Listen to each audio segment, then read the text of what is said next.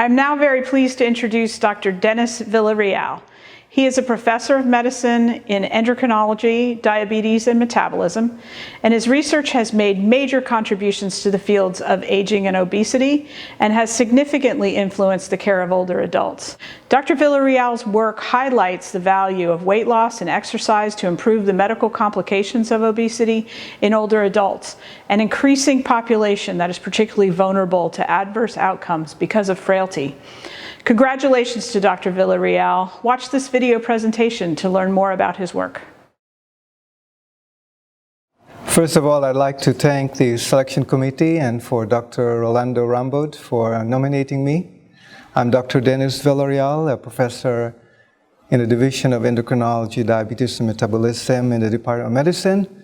And my research focus is on defining appropriate treatment approaches for obesity in older adults.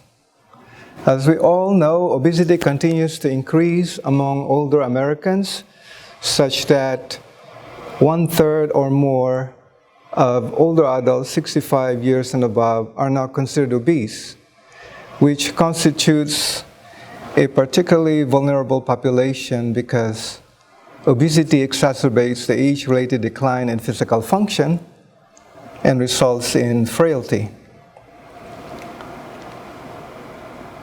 There are many reasons why aging predisposes to obesity aside from overeating and lack of exercise. And one of those is, in fact, that aging decreases all components of total energy expenditure. And there are substantial changes in body composition associated with aging, despite only a modest change in body weight or BMI.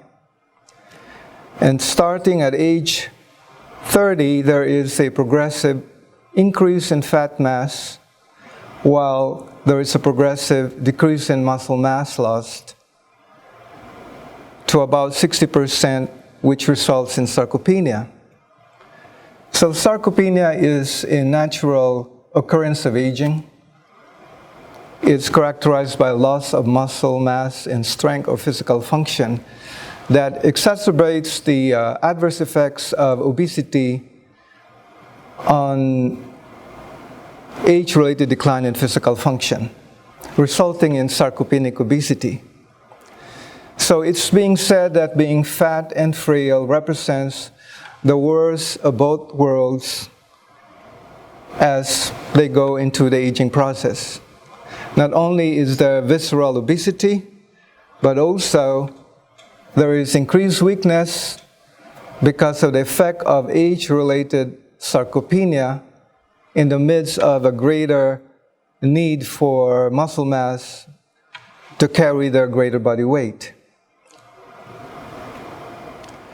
So frailty is difficult to define, but you know when you see it. Frailty is a common phase of aging. And it was once thought that frailty always equals a wasting disorder, such that obese adults cannot be frail. Until we first reported in 2004 that obese elderly adults, although they had the most muscle mass, they also had the lowest muscle quality, defined as the strength per muscle mass. It is important to maintain normal body weight because increasing BMI is associated with an increase in risk for mortality.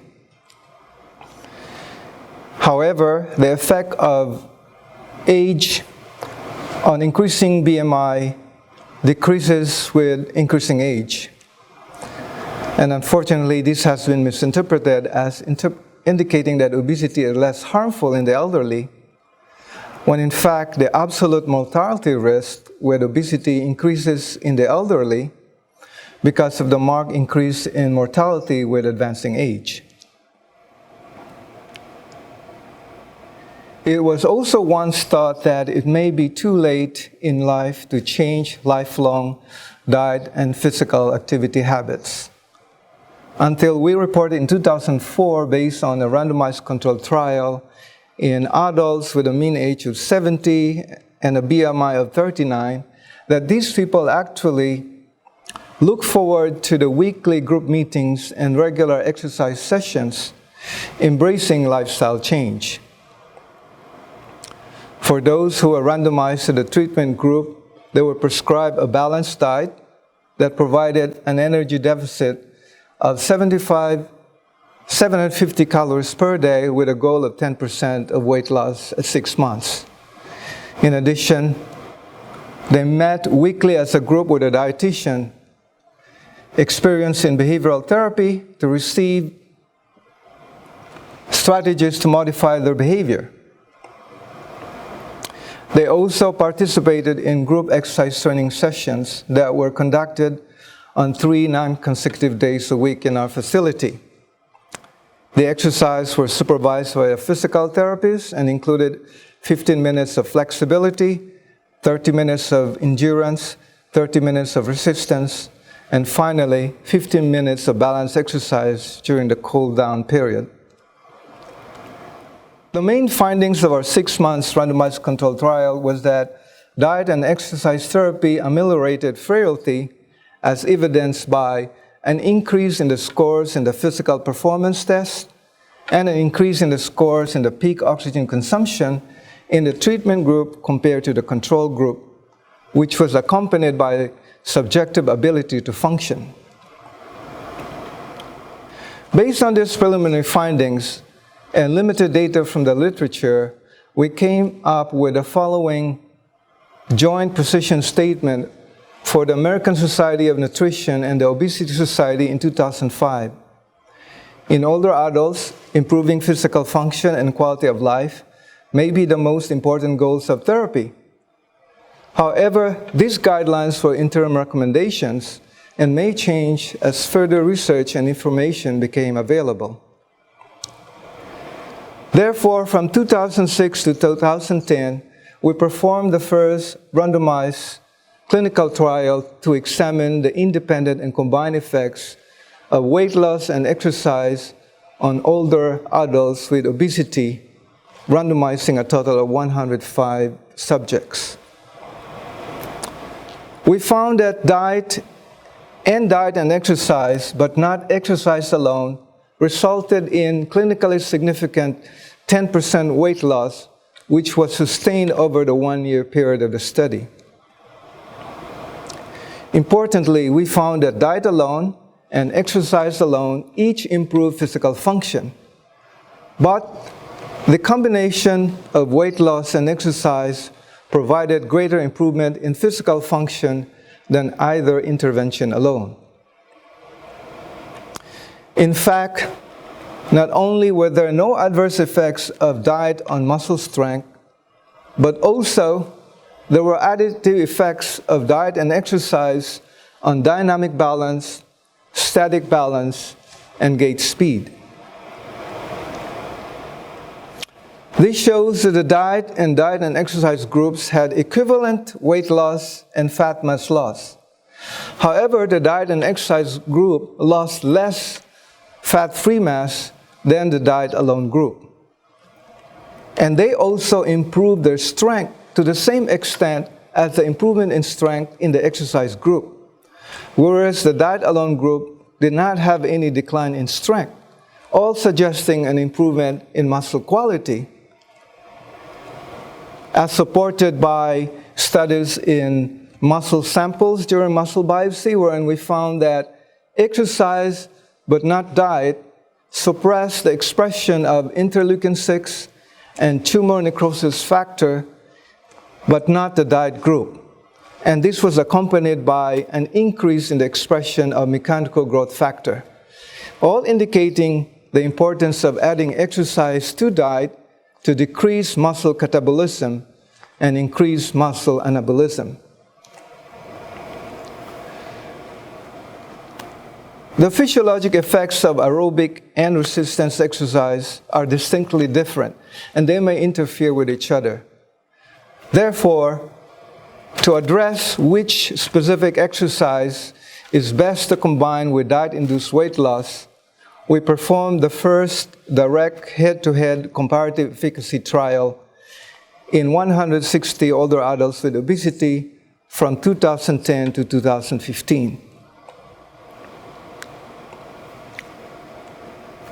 The matched 10% weight loss across the three groups facilitated the assessment of the independent and combined effects of aerobic and resistance exercise.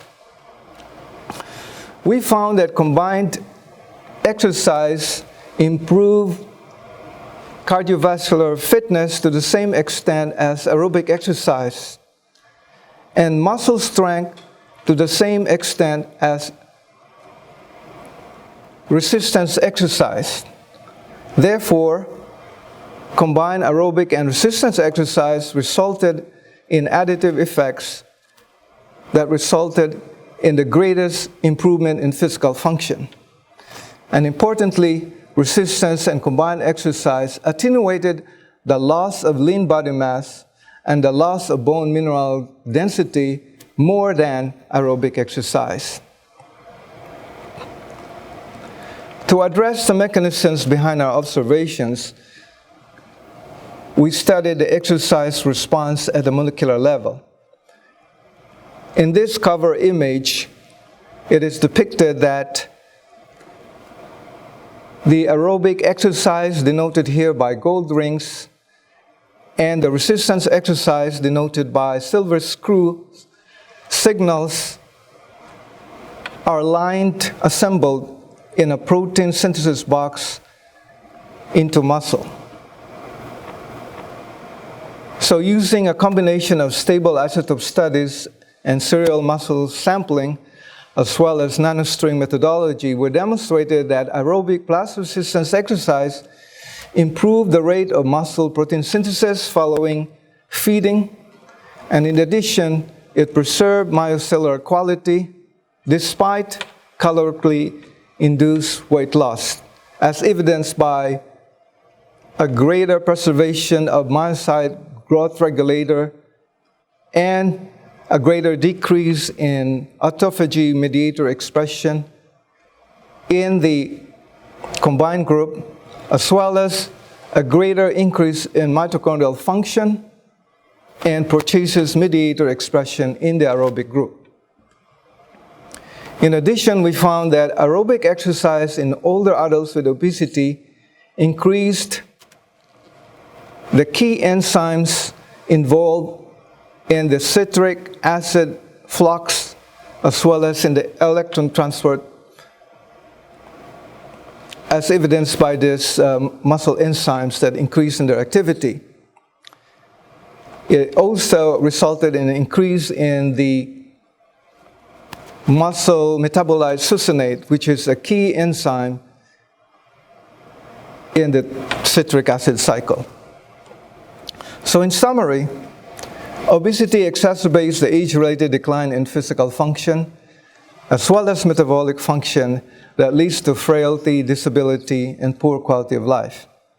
It is particularly important to consider weight loss therapy to improve physical function and prevent or improve the metabolic complications associated with obesity. Treatment options include comprehensive lifestyle intervention, such as dietary changes to promote weight loss, behavioral modification, and exercise therapy. Weight loss plus resistance training or aerobic training improves physical function and ameliorates frailty. However, weight loss plus combined aerobic and resistance training provides greater improvement in physical function and reduction of frailty than either intervention alone, and is associated with relative preservation of lean mass. I want to thank research participants for their cooperation, the research team, including the coordinator, dietitian, and exercise physiologist, the facilities at the Michael E. DeBakey VA Medical Center, and our funding support from the NIH, the Office of Veterans Affairs, and the American Diabetes Association. Thank you for your attention.